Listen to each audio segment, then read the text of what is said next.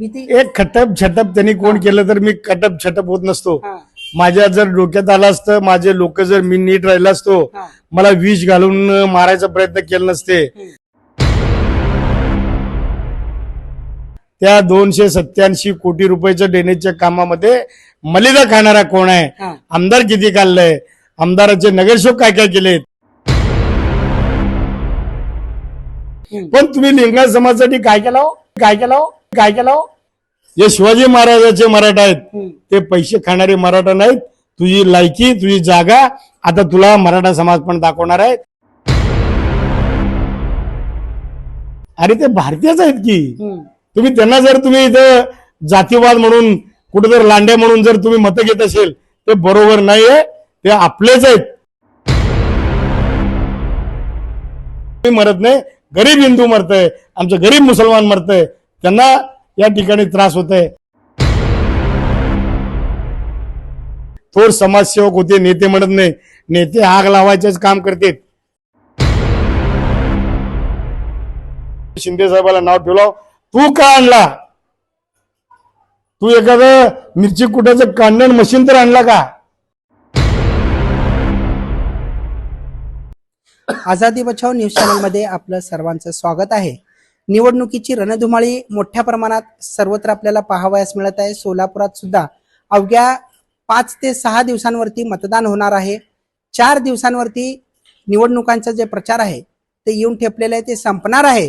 18 तारखेला संध्याकाळी 6 वाजेपर्यंतच प्रचार करता येणार आहे. त्यामुळे प्रत्येक उमेदवार मोठ्या प्रमाणात आपल्या आपल्या परीनं पदयात्रा, सभा वगैरे, कॉर्नर बैठका घेत आहेत. मात्र आपण सध्या सुरेश पाटील यांच्याकडे आलेलो आहोत. माझ्या बाजूला ते बसलेले आहेत. त्यांच्याकडून आपण अनेक आता प्रश्नांचा उलगडा जे जनतेच्या मनात आहे ते करून घेणार आहेत. कारण सुरेश अण्णांनी थेट भाजपामधून नगरसेवक असताना सुद्धा आता थेट महेश अण्णा कोटे यांना जाहीररित्या पाठिंबा दिलेला आहे. आणि नुसतंच पाठिंबा नाही तर त्यांच्यासाठी प्रचारामध्ये सामील होऊन आपली कसोटी सुद्धा पणाला लावल्याचं एकंदरीत पाहावयास मिळत आहे. काही दिवसांपूर्वीच हेच अण्णा शोभा बनशेट्टी माझी ताई आहे असे म्हणत त्यांना पाठिंबा दिल्याचं आपल्याला पाहावयास मिळालेलं होतं, जेव्हा अजून उमेदवारी वगैरे डिक्लेअर झालेली नव्हती. मात्र आता महेश अण्णाच का, असे अनेक प्रश्न आपण जाणून घेणार आहोत. अण्णा, सर्वप्रथम आझादी बचाव न्यूज चॅनलमध्ये आपल्या सर्वांचं तुमचं स्वागत आहे. मला माझा पहिला थेट प्रश्न, महेश अण्णांनाच पाठिंबा का? मी गेल्या 39-40 वर्षापासून भारतीय जनता पार्टीचा कार्यकर्ता आहे. माझ्या प्रभागात 1992 मध्ये भारतीय जनता पार्टीचा पहिल्यांदा उमेदवार म्हणून महिला आरक्षित झालं. त्यावेळीपासून ते आज तक जवळजवळ 33 वर्ष झालं. तर आम्ही इथं नगरसेवक म्हणून काम करतो. मी गेल्या 25 वर्षापासून काम करतो. त्या याच्यामध्ये वडिलां साहेबांच्या नेतृत्वाखाली आम्ही काम करतो. ज्याने आमच्या समोर आले, आमदार झाले, नगरसेवक झाले. परंतु जुन्या लोकांना इथं या स्थानिक पातळीवर भारतीय जनता पार्टीचे जे आमदार आहेत, जे खासदार आहेत, जे आपला अध्यक्ष झालेले आहेत, ते जुन्या लोकांना किंमत देत नाहीत. जुन्या लोकांना म्हणजे मारायचा प्रयत्न करतात. जुन्या लोकांना कुठं बोलवलं जात नाही. त्यामुळं मला तर वेगळं झालेलं आहे. ते पुढं तुम्हाला सांगतो. कारण मला जेवढं त्रास या स्थानिक भारतीय जनता पार्टीचे लोक केलेत ते जर ऐकलं तर आपण सुन्न होतो. मला खूप त्रास झालेला आहे. त्यामुळे मी महेश अण्णा कोट्यांना पाठिंबा दिलेला आहे. या सगळ्या गोष्टींवरची तुम्हाला आता भीती वाटत नाही की याच्यानंतर विधानसभेनंतर महापालिकेच्या स्थानिक प्रशासनाच्या निवडणुका असणार आहेत, त्यावेळेला तुमच्यासाठी पक्ष कोणता असणार आहे? माझं पक्ष कोणता असणार आहे हे माझे मतदार ठरवणार आहेत. मी ठरवणार नाही. कारण भाजपकडून आता थोडक्यात तुम्हाला कटअप करण्याची भीती. एक खटप छटप त्यांनी कोण केलं तर मी खटप छटप होत नसतो. माझ्या जर डोक्यात आलं असतं, माझे लोक जर मी नीट राहिला असतो, मला विष घालून मारायचा प्रयत्न केला नसते, तर माझे मतदार बंधू भगिनी मला आज आमदार केले असते, त्याचं डिपॉझिट जप्त केले असते. मी आमदार होऊ नये म्हणून त्यांनी मला मारायचा प्रयत्न केलाय. एक खटप छटप नगरसेवकाच्या इलेक्शनला ते माझे मतदार आहेत. आता तुला खटप छटप हडप करणार आहेत. अच्छा, तुझं बघ पहिला काय तुझं परिस्थिती, तुझी लायकी. तू आम्हाला खटप करायची संबंध नाही. आम्हाला देव खटप आणि झटप करतील, आमचे मतदार करतील. असंही बाहेर चर्चा आहे की महेश अण्णांना पाठीमाग तुम्ही उभा राहिलेले आहेत. त्याचं कारण असं आहे की विजयकुमार देशमुखांना पाडायचं तर तुमच्या मनात आता ठरलेलंच आहे. पण दुसरीकडून काहीतरी मोठी ऑफर तुम्हाला मिळाली की महापालिकेचं निवडणुका झाल्यावर तुम्हाला महापालिकेत महापौर स्टँडिंग कमिटी परत असं काहीतरी ऑफर वगैरे मिळाले का? कारण सत्ता महाविकास आघाडीच्या येणार आहे हे तुम्हाला कुठेतरी चुनक लागली आहे आणि त्यामुळे तुम्ही इकडे उडी मारली असंही म्हणतात. हे छुणक बिणकचा काही संबंध नाही. मी हा. भारतीय जनता पार्टीचाच अजून कार्यकर्ता आहे, भारतीय जनता पार्टीमध्येच राहणार आहे. हा. पण भारतीय जनता पार्टीचे कोणी तर मला हकालपट्टी फिकालपट्टी केलं तर एवढं मी काय शर्मिंदा माणूस नाहीये. हा. शेवटी माझे मतदार ठरवणार आहे. मला नगरसेवक करायचं, मला महापौर करायचं का मला काय करायचं आहे त्यांनी ठरवणार आहे. त्यांनी जर डोक्यात आणलं हे सुरेश पाटील काम केलं नाही तर पाडू बी शकतात. हा. तुम्ही कोण आहे? इथला आमदार खासदार, इथलं कोण काय मंत्री संत्री त्याच्यातच काय नाही. तुझं तुझं काय लायकी आहे तू बघ, यावेळेस बघ. पुढे लोक काय मतदार करणार आहेत ते मी बघून घेतो. मला सांगा, तुम्ही शोभाताईंना याच्या अगोदर हे निवडणुका घोषित झाल्या यावेळेस बघ. पुढे लोक काय मतदार करणार आहेत ते मी बघून घेतो. मला सांगा, तुम्ही शोभाताईंना याच्या अगोदर हे निवडणुका घोषित झाल्या अजून उमेदवारी वगैरे त्यांनी अर्ज भरलेला नव्हता, त्या तिथपर्यंत तुम्ही ताईंना पाठिंबा देतात का असं वाटायचं. मग आता ताईंना पाठिंबा न देता काय म्हणजे नेमकं घडलं काय? आतून काही घडलेलं आहे का असं नेमकं? नाही, ताई शोभाताई आहे माझी बहीण आहे, माझी लाडकी बहीण आहे. मी तिनं महापौर असताना मी आता एवढं मोठा असून मी सांगू नये, मी कुणाचं तर ऐकून तिच्याबरोबर भांडण कर, कुठंतरी त्याचा विषय आणून पाडायचं बघ. जे काही महापौर म्हणून आणि सभागृह नेता म्हणून जे काही निधी देता येतो तर लोकांना ते आमदार विजयकुमार देशमुखांना देऊ घातलं नाही. आम्ही जे जे मोठे मोठे प्रोजेक्ट आले, जे स्मार्ट सिटीचा असो किंवा अमृत योजनेचा असो किंवा अनेक विषय लाईट LED असो, हे सर्व काम त्या ड्रेनेजचे काम खाडे साहेब मंत्री आहेत भाजपचे, त्या खाडे साहेबांना विचारावं आमदारांनी आमच्या नावावर किती आर्थिक व्यवहार करून पैसे घेतलेले आहे, खरं काय नाही त्या खाडे साहेबांनी खुलासा केला पाहिजे. खाडे साहेब हे मंत्री असताना भाजपचं यांच्याकडनं त्या 287 कोटी रुपयाच्या ड्रेनेजच्या कामामध्ये मलिदा खाणारा कोण आहे? आमदार किती काढलंय? आमदाराचे नगरसेवक काय काय केलेत? आणि आम्ही महापौर आणि सभागृह नेता असताना स्टँडिंग कमिटी चेअरमन संजीव कोळे असताना याच्यात आर्थिक व्यवहार होऊन किती पैसे काढले त्यांनी खाडे साहेबांनी खुलासा करावा. आम्हाला विष पाजून कुठं तर तू पैसे खात असेल, आमच्या महापौरचं आमचे भांडण लावून तू पैसे खात असेल, हे बरोबर नाही. तुझी काय लायकी आहे हे लोकांना सर्वांना माहित झालंय. मला एक सांगा, शहर उत्तर म्हणले की सगळ्यात पहिला प्रत्येक विधानसभेला लिंगायत समाज हा प्रामुख्याने समोर येतो प्रत्येकाच्या डोळ्यासमोर. 20 वर्ष झालंय लिंगायत समाजांची मतं असू दे किंवा इतर समाजाची मते असू दे, या सगळ्यांवरती 20 वर्ष म्हणून ते आमदार राहिलेत विजयकुमार देशमुख. आता समाजाचं समीकरण गणित असंही ऐकण्यात आलेलं आहे नेहमी प्रत्येक वेळी की समाजाच्या नावाखाली समाजासाठी त्यांनी काय केलं असंही काही जण बोलतात, स्वतः लिंगायत समाजातली लोक म्हणतात. मग या समीकरणाचं कुठं आता बदल घडून फटका बसेल का विजयकुमार देशमुखांना? नाही, 100% फटका बसेल. हे जे काही शहर उत्तर आहे किंवा या देशात आणि या राज्यात कुठलाही समाज कितीही मोठा असू दे, परंतु दक्षिणमध्ये धनगर समाज मोठा आहे. देवकते गेल्यानंतर तिथं काय धनगर समाजाचे कोण आलं नाहीत. इथं बी वल्ल्याळ साहेब होते, वल्ल्याळ साहेबाचे 2-3 हजार बी समाजाचे मतदार नव्हते. वल्ल्याळ साहेबांनी आमदार झालाय, खासदार झालाय. जातीवर इलेक्शन नसते, काम करणाऱ्या व्यक्तीवर इलेक्शन असतंय. अजून उलट असं आहे, लोकसभेला 90% जे पक्ष आहे, कुठलं राष्ट्रीय लेवलचा पक्ष आहे काँग्रेस भाजप, त्यामध्ये कुठलं पक्ष चांगला आहे त्याला मतदान करत असतात. आणि विधानसभेला 50% व्यक्ती बघत असतात, 50% पक्ष बघत असतात. त्यामुळं याला जेव्हा निवडून आपले लिंगायत समाज असू दे, तेलुगू भाषिक असू दे, सर्व समाजाचे समाविष्ट लोक असू दे, एक चांगला व्यक्ती आहे, नवीन कोरा पार्टी आहे, हे चांगलं काम करेल म्हणून त्याला एकदा 2दा आमदार केले. तिसऱ्यांदा ज्यांनी पालकमंत्री झाल्यावर त्याला मंत्रीपद मिळालं, राज्यमंत्रीपद. त्याच्याकडे 8 राज्यमंत्री पद होते. ते 8 राज्य मंत्रीपद असलेलं कामगार मंत्री होतं, आरोग्य मंत्री होतं, टेक्स्टाईल मंत्री होतं, वस्त्रोद्योगचं, असं 8 मंत्री होते. त्यांनी 8 मंत्रीपदाचं या सोलापूर शहरामध्ये, या जिल्ह्यामध्ये, या महाराष्ट्रामध्ये त्यांनी एक तर काम सांगावं. 8 मंत्रीमध्ये मी चांगलं काम केलं, एखाद्या गरीब मुलाला नोकरी लावलो त्यांनी सांगावं. त्यांनी आतापर्यंत 20 वर्षात हजारो पोरांना नोकरी लावलं पाहिजे.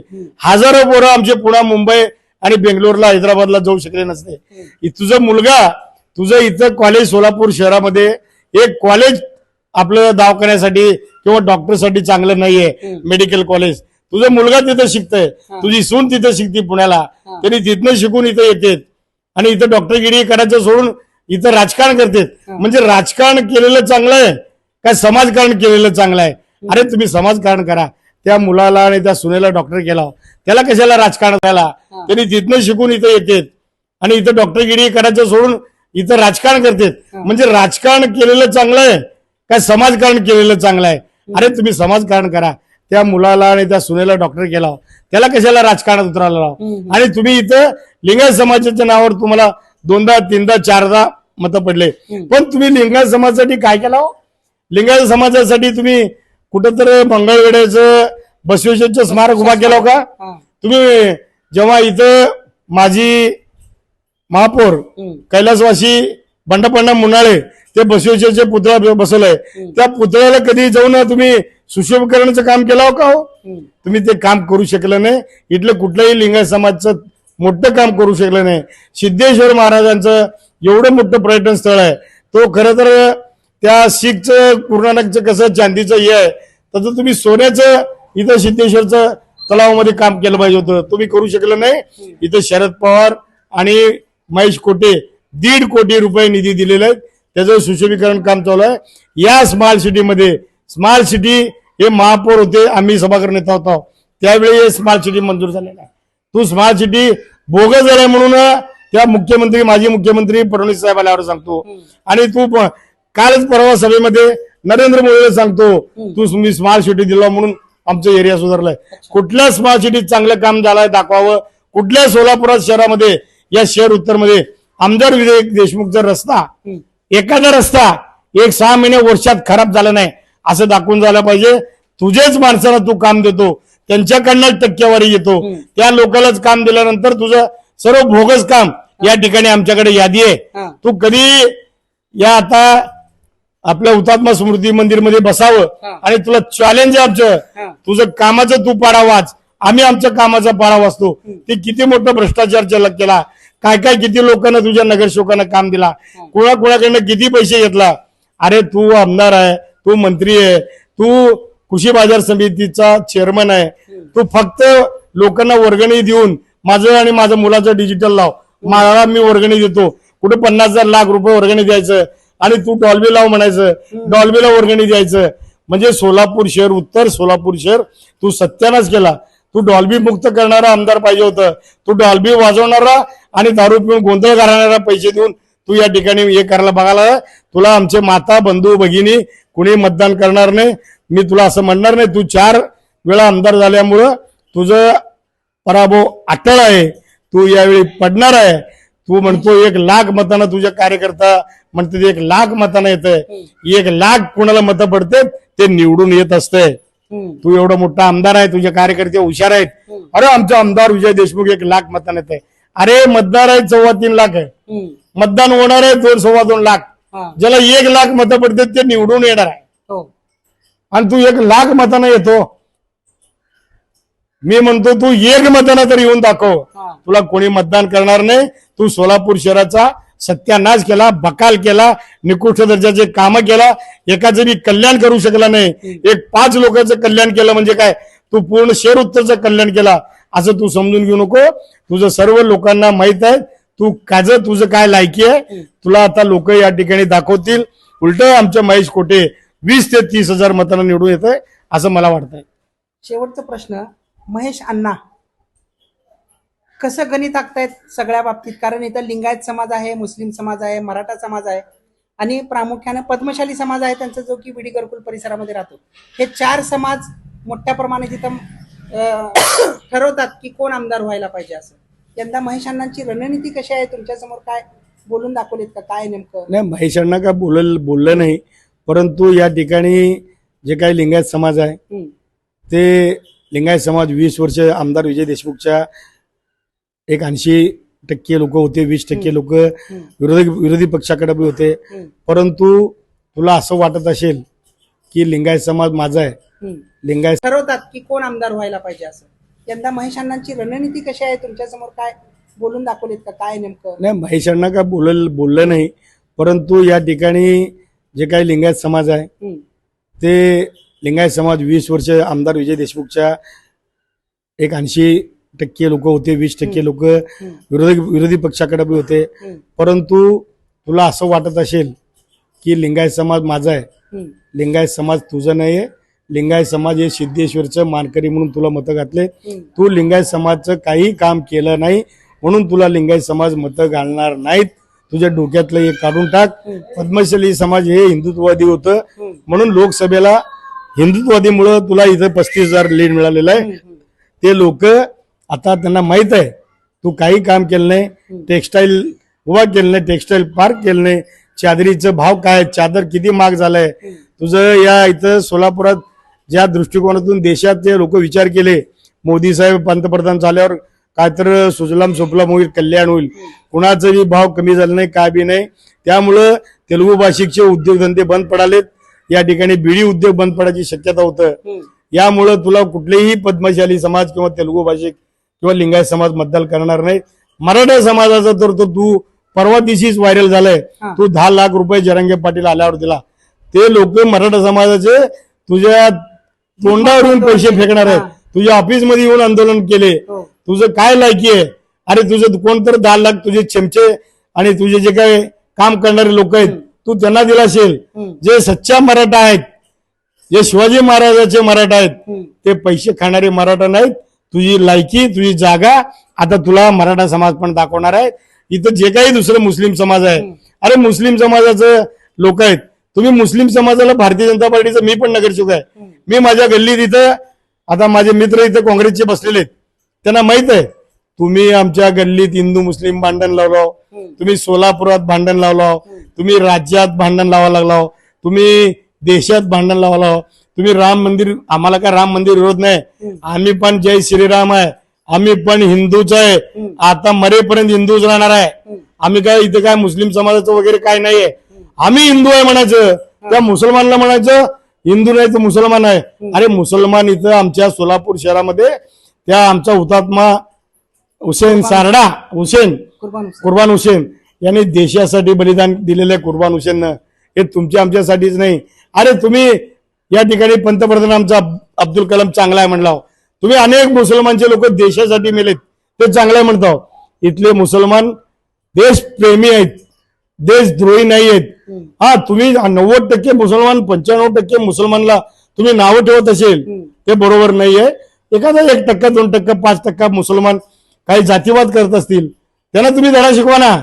इथं आपले इंडिया पाकिस्तानचं मॅच झालं, जे पाकिस्तानच्या कडून जर फटाके उडवत असतील, कोणी तर जातीवाद करत असतील, कोणी तर पाकिस्तानच्या लोकांना मदत करत असतील, ते अतिरेकी व्हायचा प्रयत्न करत असतील, आतंकवादी व्हायचा प्रयत्न करत असतील, हे का त्यांनी प्रयत्न करत नसते. ती त्यांच्या घरावर जर मी हल्ला केलो कुठल्या मुसलमानच्या, त्या मुसलमान जर चिडला, त्यांच्या बहिणीवर बलात्कार केला असेल, त्यांच्या मुलावर काहीतरी अत्याचार केला असेल, त्यांच्या वडिलाला खलास केला असेल, त्या लोकांनी खवळून या ठिकाणी त्यांनी आपले लोक इथले काही मुसलमान विरोध केले असतील. तुम्ही सर्व मुसलमानांना एक धरू नका. जसं मी हिंदू आहे म्हणतो, मी जय श्रीराम म्हणतो, त्याने अल्लाहू अकबर का म्हणू नये? हो काय म्हणू नये? तुम्ही आमच्यात हिंदू मुस्लिम भांडण लावून आपलं भारतीय जनता पार्टी वाढवायचं बघू नका. आम्ही सर्व एक आहे. या देशात आम्ही गुणा गोविंदांना राहत आहोत. तुम्हाला वाटायला लागलंय आमच्या हिंदूंना बी मला आव्हान करायचं आहे, कोण इथं पाकिस्तान करू शकत नाही, कोण आम्हाला बांगलादेश करू शकत नाही. इथं आम्ही पण आहे, आम्ही पण हिंदूच आहे, इथले मुसलमान पण हिंदूच आहेत. ज्यावेळी हजला गेलं तर हजमध्ये तुम्हाला माहित आहे का, आजमध्ये इंडियाचे लोक कोण आहेत? भारतीय लोकांना बाजूला उभा करतात, पाकिस्तान लोकांना बाजूला उभा करतात, बांगलादेशच्या लोकांना इकडे उभा करतात. इकडे आपलं भारतीय जनता पार्टी वाढवायचं बघू नका. आम्ही सर्व एक आहे. या देशात आम्ही गुणा गोविंदांना राहत आहोत. तुम्हाला वाटायला लागलंय आमच्या हिंदूंना बी मला आव्हान करायचं आहे, कोण इथं पाकिस्तान करू शकत नाही, कोण आम्हाला बांगलादेश करू शकत नाही. इथं आम्ही पण आहे, आम्ही पण हिंदूच आहे, इथले मुसलमान पण हिंदूच आहेत. ज्यावेळी हजला गेलं तर हजमध्ये तुम्हाला माहित आहे का, आजमध्ये इंडियाचे लोक कोण आहेत? भारतीय लोकांना बाजूला उभा करतात, पाकिस्तान लोकांना बाजूला उभा करतात, बांगलादेशच्या लोकांना इकडे उभा करतात, इकडे आपले बाकीचे फॉरेन आलेले लोकांना उभा करतात. ते सर्व लोकांना उभा करताना त्यांना म्हणतात इंडियन आहे, हे भारतीय आहे. अरे ते भारतीयच आहेत की. तुम्ही त्यांना जर तुम्ही इथं जातीवाद म्हणून कुठेतरी लांड्या म्हणून जर तुम्ही मतं घेत असेल ते बरोबर नाहीये. ते आपलेच आहेत, आम्ही त्यांचे आहेत, ते आमचे आहेत. ते आमच्या सुखदुःखात असेल, आम्ही त्यांच्या सुखदुःखात असतो. हे भारतीय जनता पार्टीचे लोक भांडण लावायला बघालेत, आमच्या देशमध्ये पेटवायला बघालेत. देश पेटून कुठं जर देश सत्यानाश होतंय. इथं हिंदू मुस्लिम झालं तर इथं हिंदू मरतात का मुसलमान मरतात तुम्हाला माहित नाही. तुम्ही मात्र साल्यानो सर्व पुढारी लोक वाचता, तुम्ही मरू शकत नाही. तुम्हाला स्टेनगनवाला असतंय, आमचे पोरं असतात, तुम्ही मरत नाही. गरीब हिंदू मरतय, आमचं गरीब मुसलमान मरतय, त्यांना या ठिकाणी त्रास होत आहे. तुम्ही भांडण लावायचा कृपया करू नये. मला विनंती करायचं आहे, तुम्ही देश चालवा, तुमचं राज्य येऊ दे, तुमचं पंतप्रधान होऊ दे, पण आमच्यात आग लावायचा प्रयत्न करत असेल तर तुमचं सत्ता येणार नाही. तुमचं सत्ता तर सोडा, तुम्ही आयुष्यात पंतप्रधान मुख्यमंत्री होणार नाही. ज्या 70,000 कोटीचा घोटाळा केलेला तुम्ही घेऊन जर मंत्री उपमुख्यमंत्री करत असाल, त्यांना मुख्यमंत्री करायला बघत असेल, ज्यांनी 40 आमदारांना फोडून या ठिकाणी आपलं राज्य बर्बाद करत असेल शिवसेनेचं, म्हणजे हे बरोबर आहे का? या लोकांना धडा शिकवा. मला कळकळीची विनंती आमच्या शहर उत्तरच्या लोकांना तर कळणार आहे, या राज्याच्या लोकांना बी मी करतो, असल्या लोकांना निवडून देऊ नका. यांना सर्वांना आठवा, महाविकास आघाडीचं सत्ता आणा. तुम्हाला लाडकी बहीण म्हणून 1,500 रुपये देत असेल तर आमचा शरद पवार साहेब 3,000 रुपये देणार आहे. तुमच्या पंतप्रधानची योजना भरपूर आहेत. मी आजारी पडलो, मी जवळजवळ 1 कोटी रुपये माझे मित्रमंडळी सर्वांनी खर्च केलेत. तुम्ही आता आमच्या या महाविकास आघाडीनं तुमच्या प्रत्येक घरोघरी तुमचं हे उतरवणार, विमा उतरवणार आहे. तुम्हाला एका घरात तुमच्या परिवाराला काय झालं तर 25 लाख रुपये अनुदान देणार आहे. तुमचं खाजगी दवाखाना असू दे, तुमचं शासकीय दवाखाना असू दे, प्रत्येक काम महाविकास आघाडीचे करणार आहे. तुम्ही इलेक्शनच्या तोंडावर लाडकी बहीण योजना आणून या ठिकाणी लाडकी बहिणीच्या नावावर, अरे आमच्या बहिणीवर बलात्कार चाललाय, आमच्या बहिणीवर अत्याचार अन्याय होत आहे. तुम्ही एकीकडे म्हणता लवजिवाद होत आहे का? लवजिवाद फक्त तिकडे इकडेच होते का? दुसरीकडे होत नाही का? तुम्ही आमच्यावर बलात्कार कोण करणार आहे त्याच्याकडे बघा. आमच्या मुलीवर बलात्कार व्हायला लागलाय, आमच्या आईवर बलात्कार व्हालेत, आमच्या बहिणीवर बलात्कार व्हालेत, आणि तुम्ही वर्ण आपलं हिंदू करायला लाव. अरे आम्ही हिंदूच आहे, तुम्ही तर फुटके हिंदू आहे. तुम्हाला आम्ही हिंदू म्हणणारच नाही. तुम्ही भांडण लावणारे हिंदू आहे. हे भांडण लावायचं बंद करा, व्हॉट्सअपवर टाकायचं बंद करा. कृपा करून मला हिंदू लोकांना आव्हान करायचं, जर इथले कोण मुसलमान जे जातीवाद करत असतील, देशद्रोही करत असेल, अतिरेकी करत असेल, तर आपण हिंदू मुस्लिम मिळून ते कोण बी असू पोरग त्याला आपण मारू, त्याला हात घालू.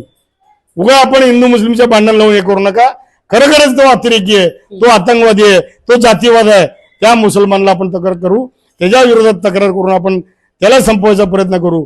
त्याला संपवायचा प्रयत्न केल्यानंतर आमच्यातलं बी काही हिंदू लोक असा आगाऊपणा करत असतील, तुम्ही पण तरी सांगावं मुसलमानला, हे अण्णा हे थोडं जातीवाद करायला बघ, लय धर्म वेळ लागलं बघ.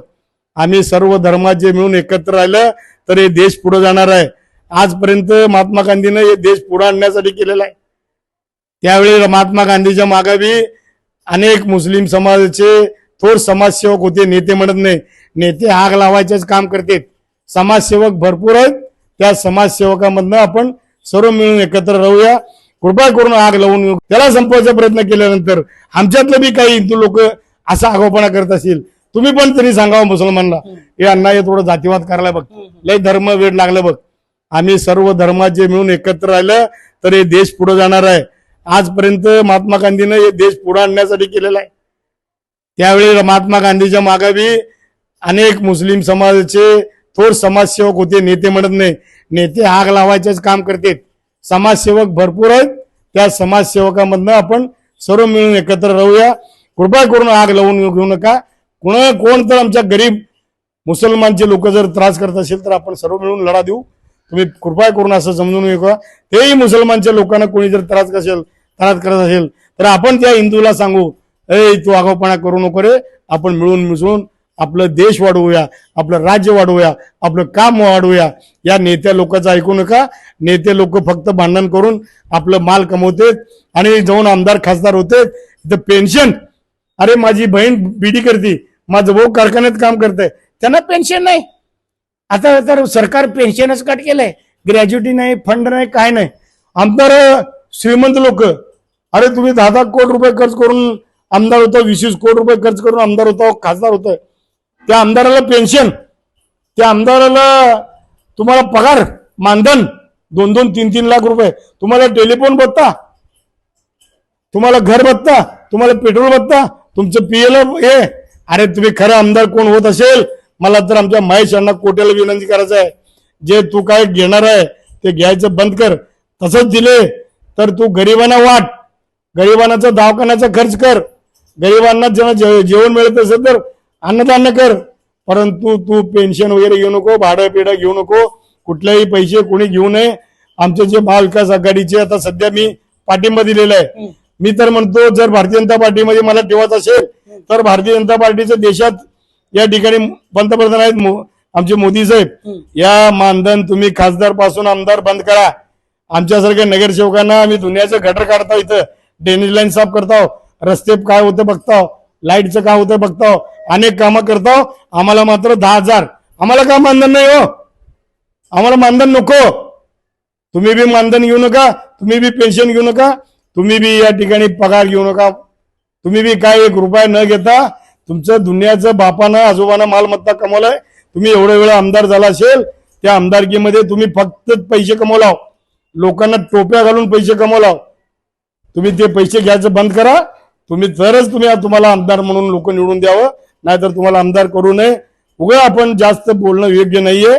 तुमच्यासारखे लोक या ठिकाणी शासनाला आमच्या जनतेच्या रूपानं पैसे गेलेले जे काही टॅक्स आहेत 18% तुम्ही जीएसटी गेला लाव. इथं पाणीपट्टी तर बघितलं 5-5, 6-6 दिवस पाणी येतंय आणि पाणीपट्टी पैसे किती घेता हो? 2756 रुपये घेता. पाणी देता तुम्ही कमीत कमी 60-70 दिवस आणि 365 रुपयाचे पैसे घेता. आणि लाजा वाटतात का नाही तुम्हाला? इथल्या आमदारांना खासदारांना लाज वाटत नाही का? माझ्या सारख्या नगरसेवकांना लाज वाटतोय. अरे तुम्ही सुविधा द्या लोकांना, तुम्ही रस्ते चांगले करा, पाणी पुरवठा चांगले करा, ड्रेनेज लाईन ब्रिटिश कालीन आहेत ते काढा.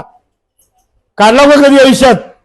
20 वर्षात काम न करता ठेंबा वाजवणं काय उपयोगाचं नाही. त्या शिंदे साहेबाला तुम्ही म्हणत होतो एखादं पिठाची गिरणी तिने आणू शकला नाही. अरे एनटीपीसी आणलंय, येड्या पाणी आणलंय, त्याला आम्ही नाव ठेवलं भाजपचं असताना. त्यांनी दुनियाचं काम केलंय, त्यांना मात्र तुम्ही शिंदे साहेबाला नाव ठेवलं. तू का आणला? तू एखादं मिरची कुटाचं कांडण मशीन तर आणला का? एकाला कोणाला तर रोजगाराला बेरोजगाराला रोजगार सोडवला का? कितीतरी मुलं आहेत या सोलापूर शहरामध्ये, राज्यात, देशात. एक तर काम केलं का नाही? महागाईच्या नावावर तुम्ही हे केलं. इथं तुम्ही म्हणजे लोकांना सांगितलं महागाई कमी झाली नाही, तुम्ही लोकांना बेरोजगार रोजगार लावला नाही. तुम्ही काय केलं सांगा हो. चांगले करा, ड्रेनेज लाईन ब्रिटिश कालीन आहेत ते काढा. काढला का कधी आयुष्यात? 20 वर्षात काम न करता ठेंबा वाजवणं काय उपयोगाचं नाही. त्या शिंदे साहेबाला तुम्ही म्हणत होतो एखादं पिठाची गिरणी तिने आणू शकला नाही. अरे एनटीपीसी आणलंय, येड्या पाणी आणलंय, त्याला आम्ही नाव ठेवलं भाजपचं असताना. त्यांनी दुनियाचं काम केलंय, त्यांना मात्र तुम्ही शिंदे साहेबाला नाव ठेवलं. तू का आणला? तू एखादं मिरची कुटाचं कांडण मशीन तर आणला का? एकाला कोणाला तर रोजगाराला बेरोजगाराला रोजगार सोडवला का? कितीतरी मुलं आहेत या सोलापूर शहरामध्ये, राज्यात, देशात. एक तर काम केलं का नाही? महागाईच्या नावावर तुम्ही हे केलं. इथं तुम्ही म्हणजे लोकांना सांगितलं महागाई कमी झाली नाही, तुम्ही लोकांना बेरोजगार रोजगार लावला नाही. तुम्ही काय केलं सांगा हो. तुम्ही सांगू शकत नाही. तुम्ही 20 वर्षात तुम्ही 0 पार्टी आहे. तुम्ही जर खरंच चांगली पार्टी असेल तू आमच्या बरोबर बस. तुझ्या बगल बच्चे चमचे लोकांना सांगू नको सांगायला मी हे केलो ते केलो असं केलो तसं केलो. अरे तुझ्या बगल बच्चांना सांगता येतंय तू केलेलं, तर तुला काय सांगता येत नाही? तू बस घे आमच्या बरोबर मैदानात बसून बोलू की आपण चर्चा करू. तू महेश अण्णा बरोबर बसतो असं म्हण. तू महेश अण्णावर बसू नको रे बाबा, तू आमच्या बरोबर बस. मी तयार आहे तुझ्यावर बसायला. तू 25 वर्षात काय केला? तू माझ्यासारख्याला महापौर होऊ नये, आमदार होऊ नये म्हणून विष घातला. तू विष घालायला लावला. तुझेच पोरं विष हे मिळतं तुझ्या पोरांकडे. म्हणजे तुझ्या मुलगा डॉक्टर आहे, हे विष थॅलियम नावाचं दुसऱ्याकडे मिळत नाही. हे फक्त तुझ्या मुलाकडनं डॉक्टरकडनं मिळतंय. हे फौजी कोण आहेत त्यांना मिळतंय. हे फौजी बी तुझेच आहेत, पाहुणे रावळे. तू आम्हाला घातला का विष असं मला संशय आहे. तू आमच्या भावांना आमच्या मित्रांना विष देऊन मला गपचिप पाजलं का हे तुझ्यावर संशय आहे? मी मराव आणि भावी आमदार म्हणून तुम्ही लिहताव, त्यांनीच कुठे विष घातलं का मला एक डाऊट आहे.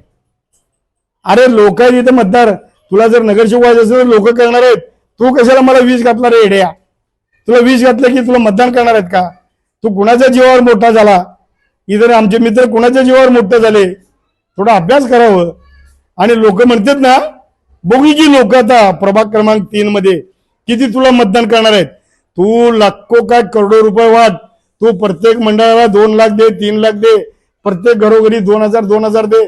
तुझ्या मोदी साहेबांच्या सभेला तू 300 रुपये लोकांना घेऊन गेला. किती लोकांना माहित आहे? किती खुर्च्या खाली होते माहित आहेत? तू फक्त पैसे कमवला, जे आपलं बेकायदेशीर भ्रष्टाचार करून त्या पैशाचा उपभोग करायला, आणि तुला कोण मतदान करणार नाही. लोकांना माहित आहे तू किती चांगला आहे, किती वाईट आहे. हे सर्व तुला बघून येत्या 20 तारखेला दाखवणार आहेत. 30 तारखेचा निकाल येणार आहे. निकालामध्ये या ठिकाणी आमच्या महेश यांना विजय होणार आहे. तू करोडो रुपये खर्च केला तर मी विजय होणार आहे नाहीये. तुला विनंती आहे, तू आमचा पूर्वीचा आमचा आहे परिवार मधला, म्हणून तू पैसे खर्च करू नको दादा. भाऊजी, तुला लोक जनता जनार्दन दाखवणार आहेत. तुझ्या मागे तू कोणाकोणाला त्रास केला, त्या निंबर इसराला काय केला, त्या बिज्जू प्रधानाने काय केला, या सुरेश पाटलाला कसं वीज घालायला लावला, तू आमच्या जन्नू साहेबाला कसं संपला, आमच्या वल्लाळ साहेबाला कसं संपवला बघितला, तू जुन्या भारतीय जनता पार्टीच्या लोकांना संपवला बघितला, त्या महापौराचं आमचं भांडण लावला. आता लोक तुला बी संपवल्याशिवाय राहणार नाही, असं माझं कळकळीचे तुला आव्हान आहे. या ठिकाणी तू निवडून येऊ शकत नाही. तर हे होते भाजपामध्ये सध्या असलेले, परंतु महाविकास आघाडी आणि महेश अण्णांना पाठिंबा देऊन महाविकास आघाडीचे गुणगान गात असलेले, आणि विशेष करून विजयकुमार देशमुखांवरती अनेक त्यांच्या बाबतीत आरोप करून स्वतःवर झालेल्या विष प्रयोगाचा थेट आरोप आणि संशय व्यक्त करत विजयकुमार देशमुखांना जणू आता पाडण्याचा, या विधानसभेमध्ये पाडून महेश कोटे यांना विजय करण्याचा चंग मानलेले आहेत की काय, असं यांच्या सुरेश पाटलांच्या सांगण्यावरून एकंदरीत आपल्याला दिसून येत आहे. आझादी बचाव न्यूज साठी इम्रान सगरी, सोलापूर.